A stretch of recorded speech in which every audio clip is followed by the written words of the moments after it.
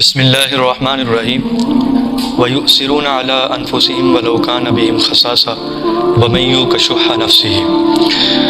اللہ رب العزت نے ارشاد فرمایا کہ محبوب آپ کے اصحاب اور غلام ایسے ہیں کہ وہ اپنے سے دوسروں کو ترجیح دیتے ہیں اور خود وہ مشقت برداشت کر لیتے ہیں۔ آقا کریم صلی اللہ علیہ وآلہ وسلم نے ایثار کا جذبہ اپنے اصحاب کو دیا، کیونکہ قربانی کرنا، کسی پر ایثار کرنا، یہ اتنا اللہ رب العزت کو پسندیدہ عمل ہے، اور اللہ پھر اتنا نوازتا ہے بندوں کو اور ایثار کرنے والوں پر اتنی مہربانیاں فرماتا ہے کہ وہ سوچ نہیں سکتا، کیونکہ خود غرضی جو ہے وہ بندے کو بہت پیچھے چھوڑ دیتی ہے۔ آج جس معاشرے میں میں اور آپ بس رہے ہیں، خود غرضی اتنی جو ہے وہ چھا گئی ہے کہ ہر بندہ خود غرضی کے ساتھ چلتا ہوا نظر آتا ہے۔ اگر رشتہ داری ہے تو وہ لالچ کے ساتھ نبھا رہا ہے۔ مقدس رشتوں میں خود غرضی آ گئی ہے۔ بہن بھائیوں میں، عزیز و اقارب، رشتہ داروں میں، محلے داروں میں، ہمسایوں میں ہر بندہ خود غرض نظر آتا ہے۔ جس کو جہاں سے اپنا مفاد نظر آتا ہے، اپنا نفع نظر آتا ہے، وہ اس کے ساتھ تعلق قائم کر لیتا ہے، اپنے نفع کو پورا کر کے پھر وہ سائڈ پہ ہو جاتا ہے۔ ایثار، قربانی کہ کسی کو ضرورت ہے تو اس کی ضرورت کو پورا کرنا، اگرچہ اس کے پاس استطاعت نہیں ہے۔ میرے حضور صلی اللہ علیہ وآلہ وسلم نے ارشاد فرمایا، جو بندہ کسی کی پریشانی کو دور کرتا ہے، کسی مسلمان بھائی کی، تو فرمایا اللہ اس کی پریشانیوں کو دور کر دیتا ہے اور اس کی ضرورتوں کو پورا فرما دیتا ہے۔ تو ایثار کا جذبہ حضور صلی اللہ علیہ وآلہ وسلم نے اپنے غلاموں کے اندر کوٹ کوٹ کر بھرا تھا، اور فرمایا کہ جس معاشرے میں ایثار ہوتا ہے نا، وہ معاشرہ بڑا خوبصورت ہوتا ہے، اور اس معاشرے کے اوپر اللہ کی بڑی رحمتیں ہوتی ہیں۔ اور جو خود غرض لوگ ہوتے ہیں اور خود غرضی کے ساتھ زندگی گزارتے ہیں اور مطلب کے ساتھ زندگی گزارتے ہیں، کبھی بھی اللہ ان پر نظر رحمت نہیں فرماتا۔ حضور صلی اللہ علیہ وآلہ وسلم کے اصحاب کا ایثار دیکھیں تو بندہ اشش کر اٹھتا ہے کہ یار کیسے وہ ایک دوسرے کو ترجیح دیتے تھے۔ آج ہم جو ہے وہ اپنے پاس سب کچھ ہوتا ہے لیکن کسی کی مدد کرنے کے لیے تیار نہیں ہے، کیونکہ وہ جذبہ نہیں ہے۔ وہ اندر جو تڑپ تھی نا اسلام نے رکھی ہے ایک دوسرے کے لیے، وہ ختم ہو گئی ہے کہ مطلب کے ساتھ ہر کام کیا جاتا ہے، بغیر مطلب کے کسی کے ساتھ کام نہیں کیا، وہ سگا بھائی کیوں نہ ہو۔ اگر سگے بھائی سے نفع نہیں ہے نا تو پھر اس کے ساتھ بھی تعلق قائم نہیں کیا ہے۔ اور آپ دیکھتے نہیں ہیں گھروں کے گھر برباد ہو گئے، خود غرضی نے پھڑ کے معاشرے کو تباہ کر دیا ہے۔ بھائی بھائی کو دیکھنا پسند نہیں کرتا، دیواریں کھڑی نہیں ہو گئی، یہ خود غرضی ہے، یہ مطلب پرستی ہے، اور صرف اپنا ہی سوچنا، کسی اور کا نہیں سوچنا۔ امام قرطبی سے کسی نے سوال کیا تھا کہ یہ ایثار کیسے پیدا ہوتا ہے، تو امام قرطبی فرماتے ہیں کہ 3 چیزوں سے ایثار کا جذبہ آتا ہے۔ پہلی چیز جو ہے وہ یقین کامل کے ساتھ، دوسرا فرمایا محبت کی شدت کے ساتھ، تیسرا فرمایا کہ پریشانی کے اوپر صبر کرنے کے ساتھ، برداشت کرنے کے ساتھ۔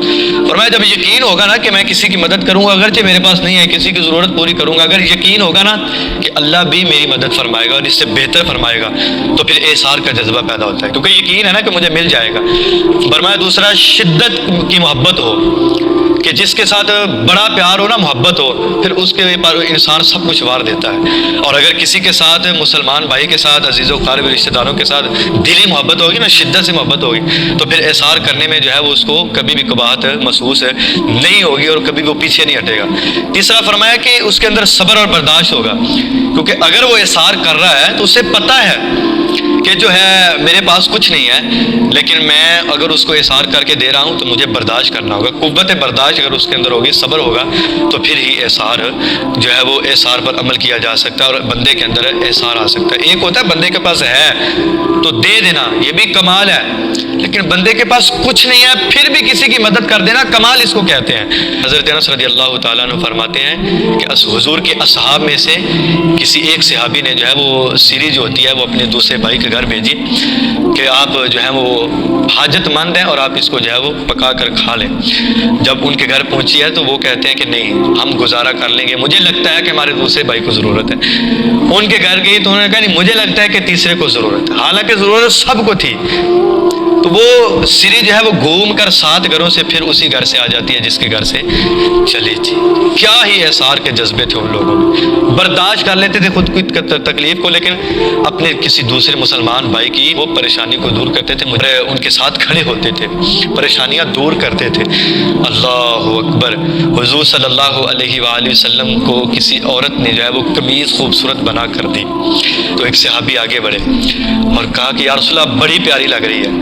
تو حضور صلی اللہ علیہ وسلم نے وہ قمیض جو تھی نا وہ اتار کے اس صحابی کو دے دی۔ تو حضور چلے گئے، تو صحابہ نے بعد میں کہا کہ یار تو نے اچھا نہیں کیا، حضور صلی اللہ علیہ وسلم کو ضرورت تھی قمیض کی تو تو نے کیوں لی ہے؟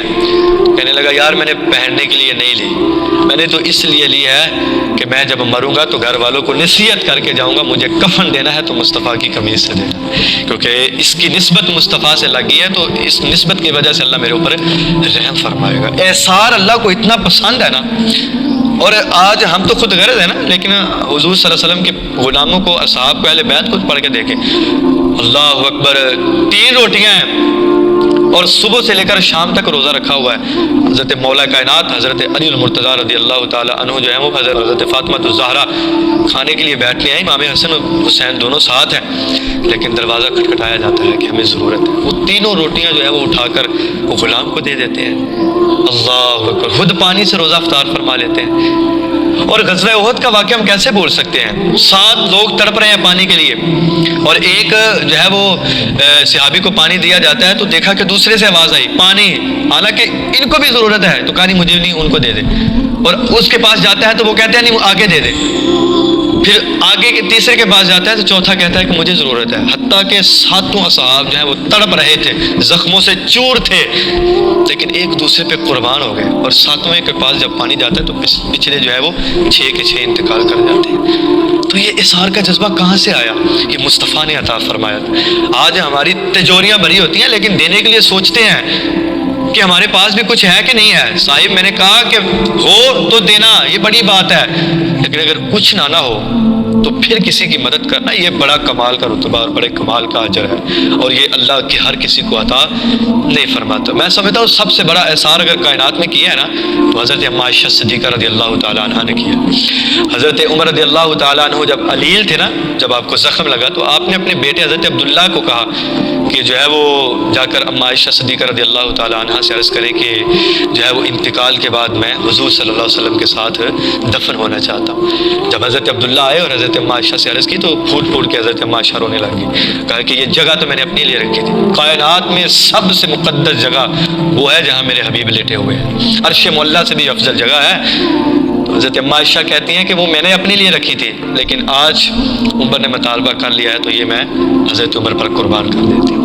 تو جب حضرت عبداللہ آئے تو حضرت عمر رضی اللہ تعالیٰ عنہ نے پوچھا کہ کیا جواب ہے؟ کہا بابا حضرت اما عائشہ نے وہ جگہ آپ کے نصیب کر دی ہے۔ تو حضرت عمر رضی اللہ تعالیٰ عنہ اتنی خوش ہوئے، کہا بیٹا جانتے ہو نا کہ یہ جگہ کتنی مقدس جگہ ہے؟ یہ اما عائشہ کی اثار تھا اور قربانی تھی۔